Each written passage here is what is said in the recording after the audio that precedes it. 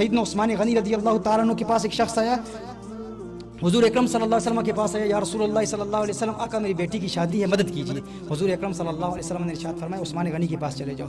عثمان غنی رضی اللہ تعالیٰ عنہ کی بارگاہ میں حاضر ہوا، دیکھتا ہے کہ عثمان غنی رضی اللہ تعالیٰ عنہ اپنے خادم کو جھڑک رہے ہیں، ناراض ہو رہے ہیں اور فرما رہے ہیں کہ آج کھانے میں نمک زیادہ ڈال دیا ہے، تھوڑا کم ڈالتے تو کل کے لیے نمک بچ جاتا۔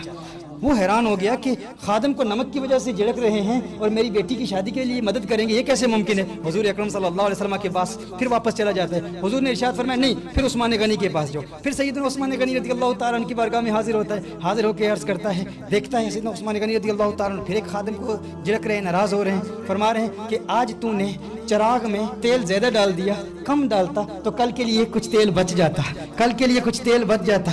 تو وہ حیران پھر کہ عثمان غنی رضی اللہ جو تیل پر اور نمک پر خادم کو جھڑک رہے ہیں، یہ میری کیا مدد کریں گے؟ پھر حضور کی بارگاہ میں حاضر ہوا، نبی کریم صلی اللہ علیہ وسلم نے پھر واپس بھیج دیا۔ پھر عثمان غنی رضی اللہ تعالیٰ کی بارگاہ میں حاضر ہوا، ابھی وہ اپنے خادم سے کلام کرنے ہی والے تھے، فوراً کہنے لگا مجھے حضور اکرم صلی اللہ علیہ وسلم نے بھیجا ہے، مجھے آقا نے بھیجا ہے، میری بیٹی کی شادی کا مسئلہ ہے، مجھے مدد چاہیے۔ عثمان غنی رضی اللہ تعالیٰ فرماتے ہیں آقا نے بھیجا ہے، آؤ میرے ساتھ۔ دوسرے کمرے میں لے جاتے ہیں، وہ کمرہ بہت سارے سامان اور دولت سے بھرا ہوا ہے، فرمایا جا یہ سارا تیرا ہے، جو چاہتا ہے لے جا، جو چاہتا ہے لے جا۔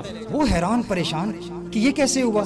نمک پر جھڑکنے والا اور تیل کے لیے غصہ کرنے والا یہ کہہ رہا ہے کہ سارا کچھ لے جا۔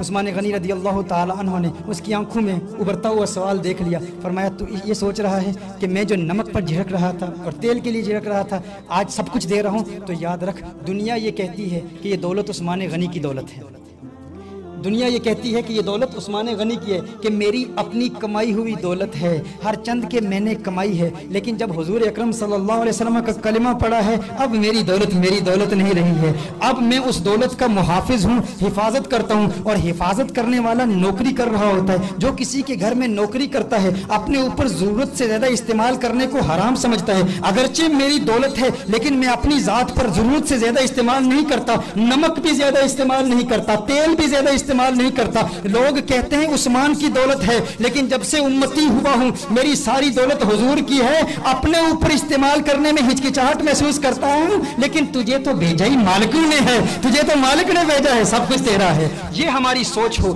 یہ ہمارا نظریہ ہو تو خدا